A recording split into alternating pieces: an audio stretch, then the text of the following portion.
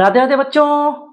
बच्चों हम लोगों ने क्लास 10th का ट्रिग्नोमेट्री चैप्टर स्टार्ट किया था, जिसमें हम लोगों ने एप्लीकेशन ऑफ ट्रिग्नोमेट्री स्टार्ट किया था, यानी कि प्रैक्टिस सेट 6.2 स्टार्ट किया था, जिसमें 2 क्वेश्चंस हम लोगों ने खत्म कर दिए थे।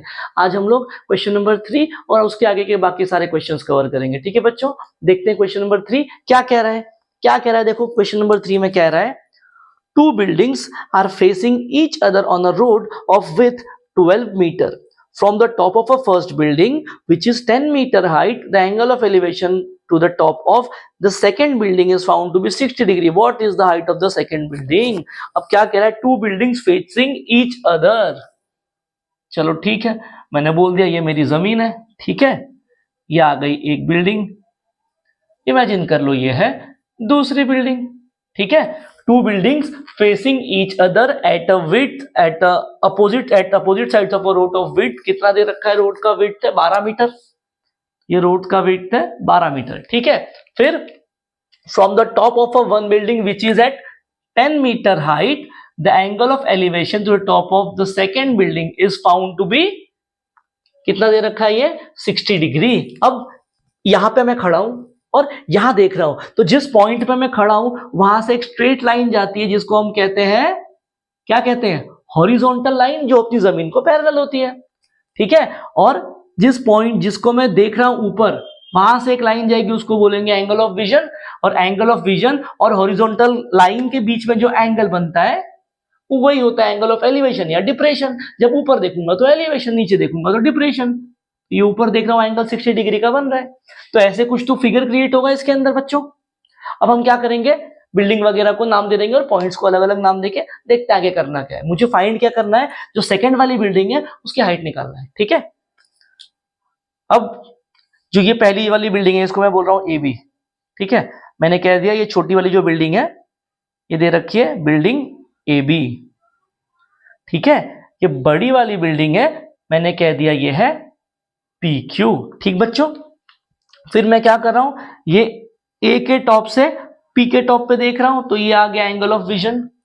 और ए से सामने एक लाइन जा रही है जो है मेरी हॉरिजॉन्टल लाइन, और यहां पे एंगल क्रिएट हो रहा है 60 डिग्री का। ठीक है बच्चों, अब अगर ये दोनों बिल्डिंग है तो जमीन पे 90 डिग्री का एंगल बना के ही खड़ी होंगी स्ट्रेट, तो ये तो पक्का 90 डिग्री का एंगल बनेगा। और ये बिल्डिंग की हाइट दे रखी है 10 मीटर। तो एक बात समझना बच्चों, अगर ये 10 मीटर होगा तो ये भी डिस्टेंस 10 मीटर ही होगा क्या? देखो दिख रहा है आपको, इसको कोई पॉइंट को नाम दे देता हूं डी। ठीक है, तो ये ए बी और डी क्यू 10 मीटर हो जाएगा। अब मुझे क्या फाइंड करना है, मुझे ये जो दूसरी वाली बिल्डिंग है उसकी हाइट फाइंड करनी है, मतलब मुझे पी क्यू फाइंड करना है। ठीक है बच्चों, अब ये पी क्यू को ध्यान से देखो, दो पार्ट में डिवाइडेड है, पी डी और डी क्यू। ये डी क्यू की वैल्यू तो 10 मीटर मिल गई बराबर। तो मुझे क्या निकालना है, ये सिर्फ पीडी निकालना है, मेरा काम हो गया। ठीक है, अब यहां पे रोड का विड्थ कितना है, 12 मीटर, मतलब ये 12 मीटर है, तो बच्चों कंफर्म ये भी 12 मीटर होगा। ठीक है, क्योंकि दिख रहा है रेक्टेंगल टाइप दिख रहा है, शेप 90 डिग्री 90 डिग्री, तो ये भी 90 90 का होगा, मतलब ये पूरा रेक्टेंगल होगा, अपोजिट साइड्स इक्वल हो जाएंगी। ठीक है, ये हमको मिल जाएगा। अब बच्चों जो भी हमने बातें की हैं उसको लिख लेते हैं। तो पहले तो A B and P Q be the two buildings, let A B the smaller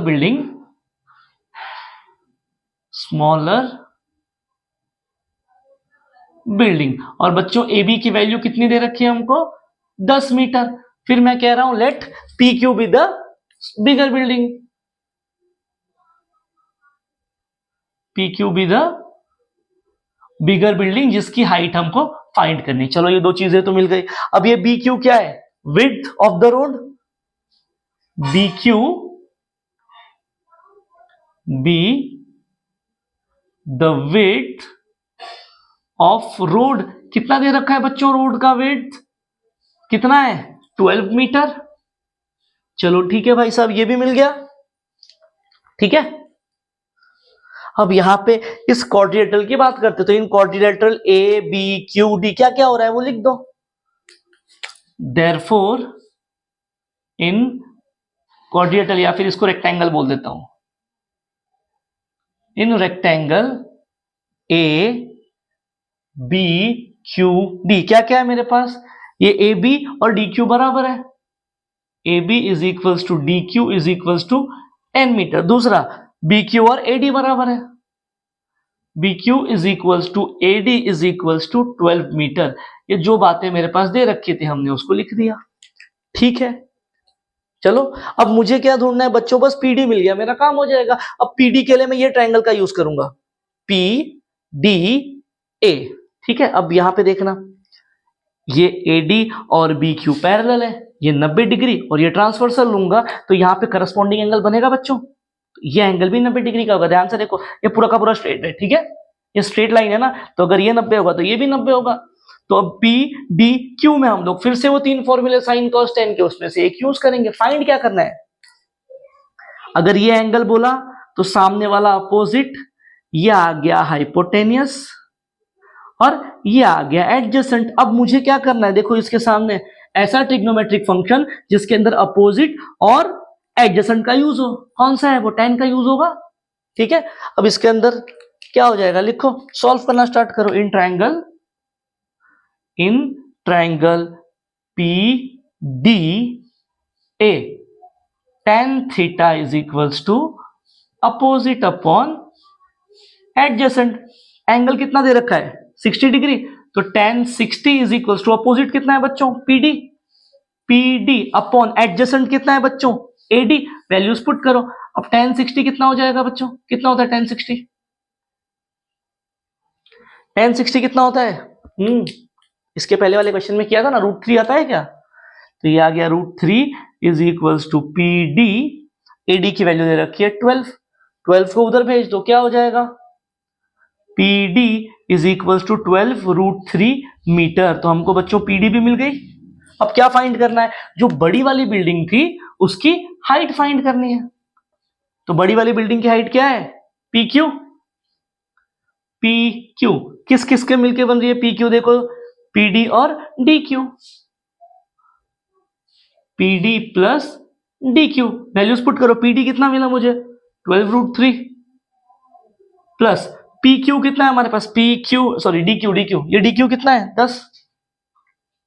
ठीक है, √3 का वैल्यू दिया है क्या, एक बार चेक करते, नहीं दिया है √3, तो इसको हम लोग ऐसे ही रखेंगे। तो ये पी क्यू क्या हो जाएगा बच्चों, 12 √3 प्लस 10 मीटर। अगर क्वेश्चन में √3 का वैल्यू दिया होता 1.71 तो हम लोग यहाँ पे मल्टीप्लाई करते, क्वेश्चन में नहीं दिया है तो इसको ऐसे ही छोड़ देंगे।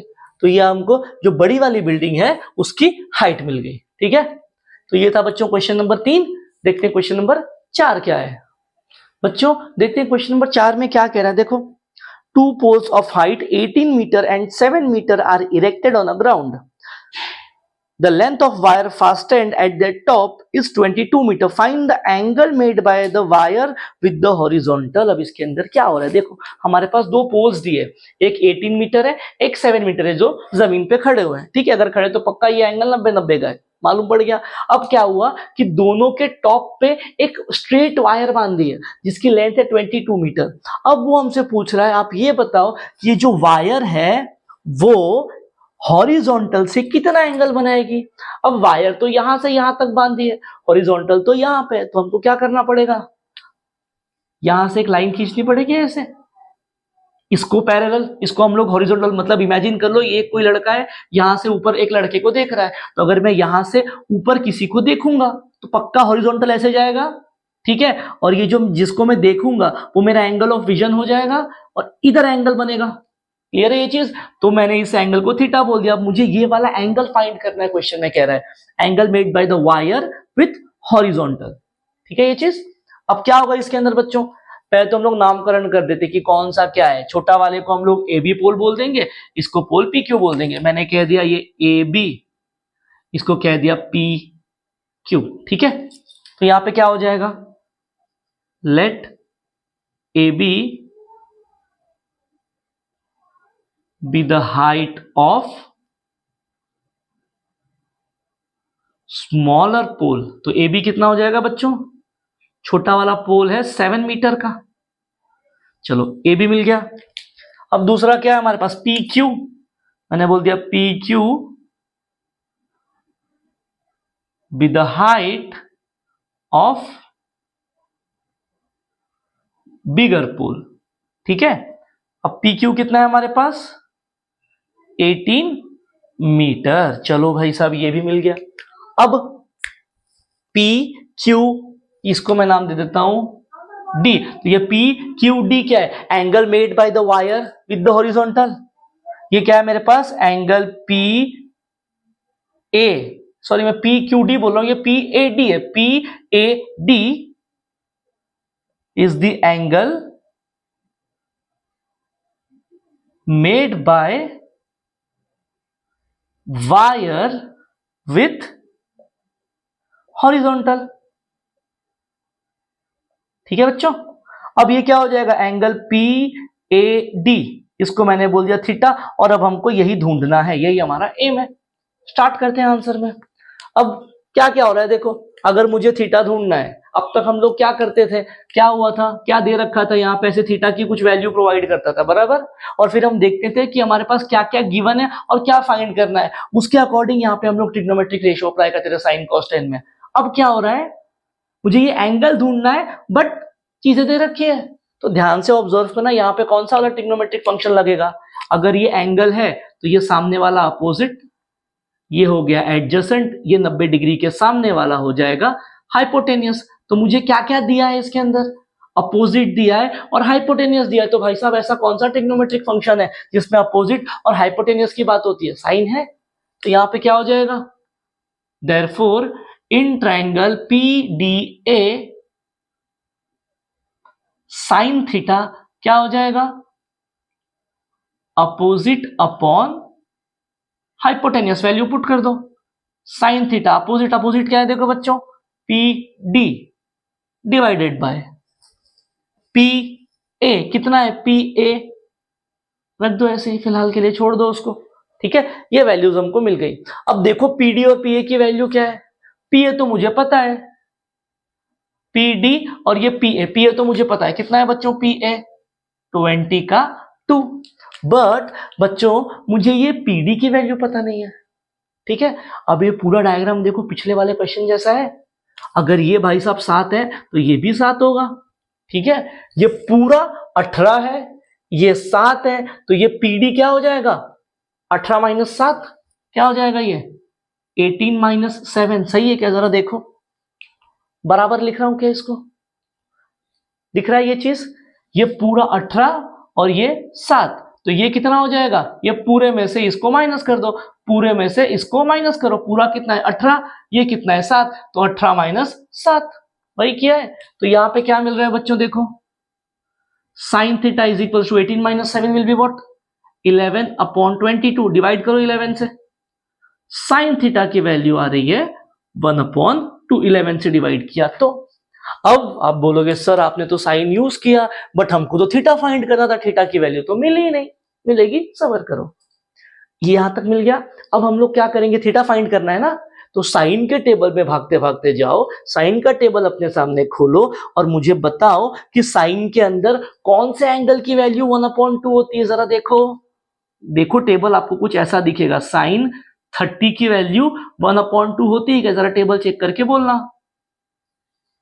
अब इन दोनों को कंपेयर करो, 1/2 के जगह पे 1/2 है, इक्वल टू के जगह पे इक्वल टू है, साइन के जगह साइन है, तो थीटा भाई साहब के जगह क्या होना चाहिए? 30 होना चाहिए क्या? तो बाय कंपेयरिंग बच्चों थीटा की वैल्यू क्या आ गई?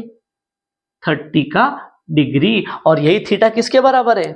PAD के बराबर है, यानी एंगल PAD का वैल्यू 30 मिल गया। और ये PAD क्या है? PAD is the angle made by the wire with the horizontal. यही हमको फाइंड करना था, हमने ढूंढ दिया, क्वेश्चन हो गया खत्म। ये था बच्चों क्वेश्चन नंबर 4। चलते हैं क्वेश्चन नंबर 5 पे, क्या है देखते हैं बच्चों। देखते हैं क्वेश्चन नंबर 5 में क्या कह रहा है। क्या कह रहा है देखो, अ storm broke a tree and the tree top rested 20 meter from the base of the tree making an angle of 60 degree with the horizontal. Find the height of the tree. अब इसके अंदर क्या हो रहा है समझना। पहले तो मैं बोलता हूँ ये जो ब्लू वाली लाइन है ये मेरा ओरिजिनल झाड़ है, इसको मैंने कह दिया AB, ये मेरा ट्री है। अब क्या हो गया, बहुत बड़ा तूफान आया। ठीक है, तूफान आया तो ये जो पॉइंट दिख रहा है रेड वाला, इस पॉइंट से ये झाड़ टूट गया। मतलब ये ऐसे झाड़ था, तो ये जो पॉइंट दिख रहा है ना ये वाला, यहां से ये टूट गया और टूट के आके ऐसे जमीन पे गिर गया। ठीक है, तो ये क्या था, ये टॉप, जो ट्री का टॉप था ये इस पॉइंट पे आ गया, इसको मैंने बोल दिया पॉइंट डी, इसको बोल दिया पॉइंट पी।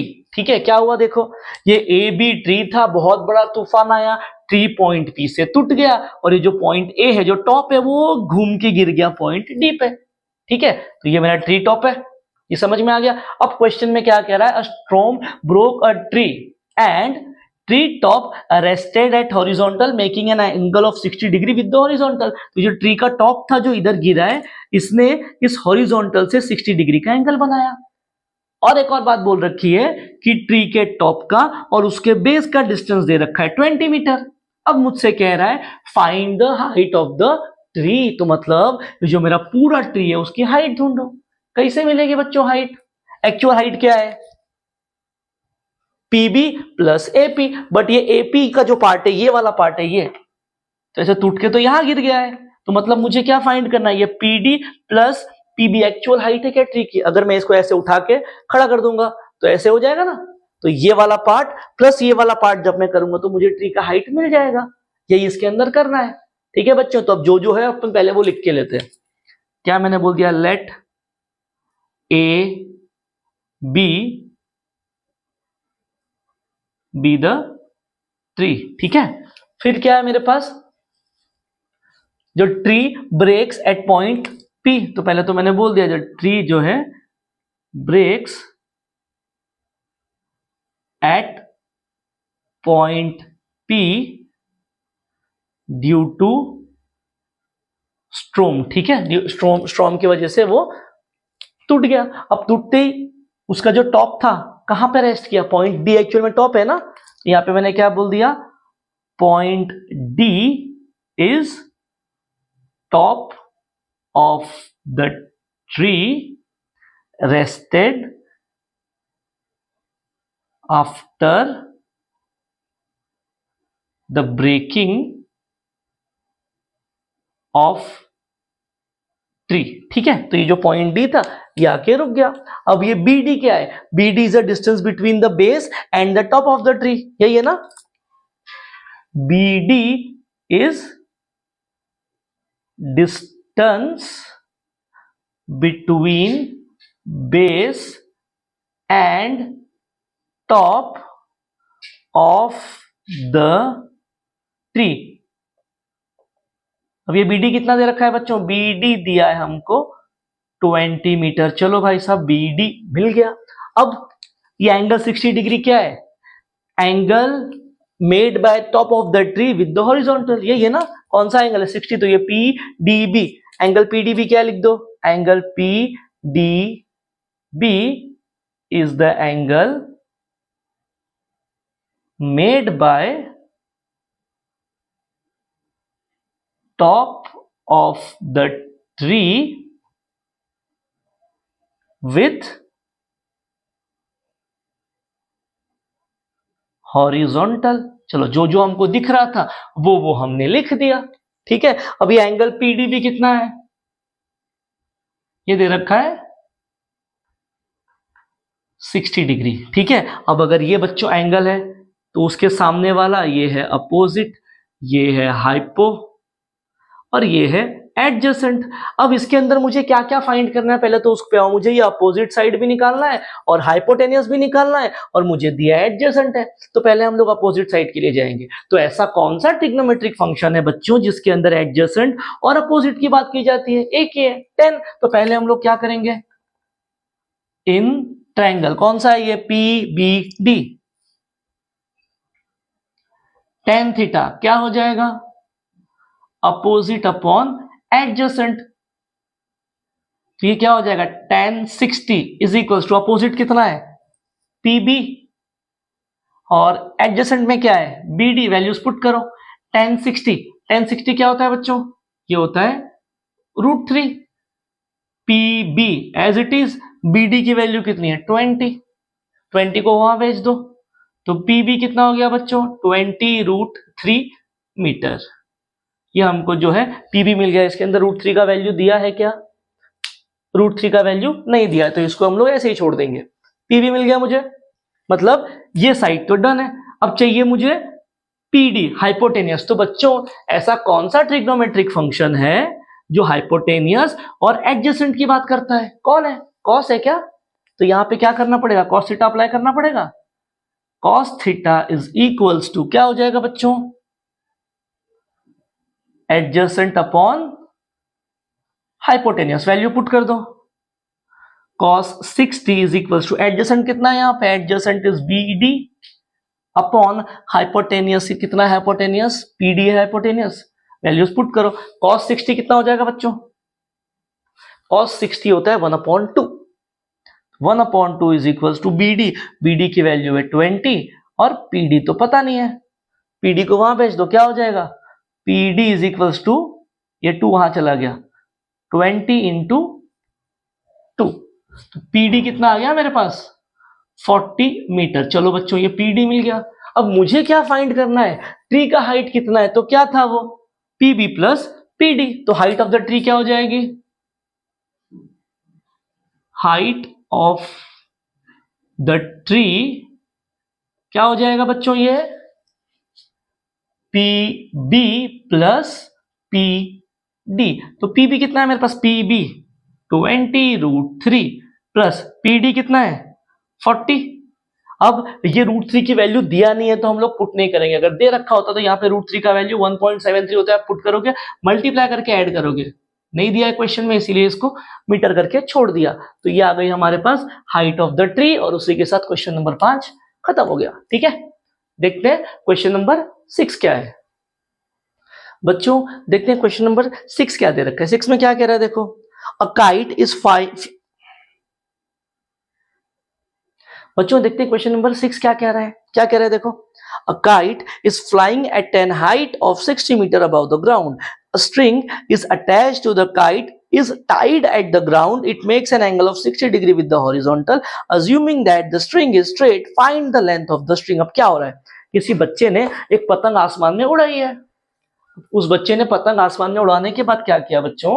उसको ऐसे जमीन पे यानी हॉरिजॉन्टल पे बांध दिया।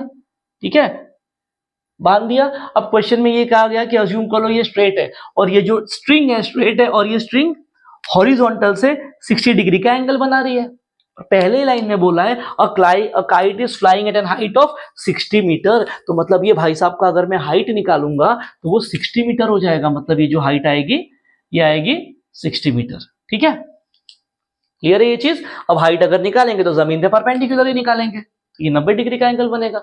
और मुझे क्या करना है, जो स्ट्रिंग है इसकी लेंथ फाइंड करनी है। तो डायग्राम कैसा क्रिएट होगा बच्चों इसमें, कि मैंने बोल दिया AB हाइट है काइट का, पॉइंट C पे काइट को हमने बांधा है और ये C से A स्ट्रिंग आ जाएगी। ये 90 डिग्री का एंगल, यहां पे ये 60 डिग्री और ये 60 मीटर है काइट की हाइट, बराबर। अब जो दिख रहा है वो लिख दो कि AB क्या है? AB is the height of kite. मैंने बोल दिया let AB is height of the kite. चलो ये AB हाइट मिल गया और कितना दे रखा है हाइट काइट का? 60 मीटर। चलो ये मिला। फिर string is attached at point C। At point C क्या है मेरे पास? At point C string is attached to the ground. Ground पे स्ट्रिंग को अटैच कर दिया अपन ने। ठीक है, तो ये CA क्या हो जाएगा? लेंथ ऑफ द स्ट्रिंग या AC। देयरफॉर ये CA या फिर AC, इसी को हम लोग AC भी बोल सकते हैं, इज लेंथ ऑफ स्ट्रिंग। और यही हमको बच्चों फाइंड करना है। चलो फिर और क्या दिया है? ये एंगल 60 डिग्री का है, कौन सा है? ACB। क्या हो रहा है? नीचे से ऊपर जा रहा है ना, देखो, तो एंगल ऑफ एलिवेशन है। यहां पे क्या हो जाएगा? ये एंगल ACB दे रखा है हमारे पास 60 डिग्री एंगल ऑफ एलिवेशन। ठीक है, अब मुझे दिया क्या और फाइंड क्या करना है? देखो ये एंगल है तो ये सामने वाला आ गया अपोजिट, ये 90 के सामने वाला आ गया हाइपोटेनियस, ये आ गया एडजेसेंट। मुझे क्या फाइंड करना है? Length of string AC find करना है, यानी हाइपोटेनियस। मुझे दिया अपोजिट साइड है, फाइंड हाइपोटेनियस करना है। तो ऐसा कौन सा ट्रिग्नोमेट्रिक फंक्शन है जिसमें अपोजिट और हाइपोटेनियस आता है? कौन सा है? साइन है। तो क्या हो जाएगा? In triangle ABC sine theta is equals to opposite upon hypotenuse. तो ये क्या हो जाएगा बच्चों, sine 60 is equals to opposite side क्या है मेरे पास A B, hypotenuse is A C. Values put करना स्टार्ट करो। साइन 60 क्या हो जाता है बच्चों, साइन 60 आप टेबल में देखोगे तो मिलेगा आपको √3/2। ए बी की वैल्यू दे रखी है 60, ए सी दिया है हमारे पास, पता ही नहीं है, ये तो निकालना है। ए सी को वहां भेजो, ये √3/2 को उस तरफ भेज दो, क्या हो जाएगा, ए सी डिवीजन में यहाँ के मल्टीप्लीकेशन में आ गया, 60 अपनी जगह पे एज इट इज।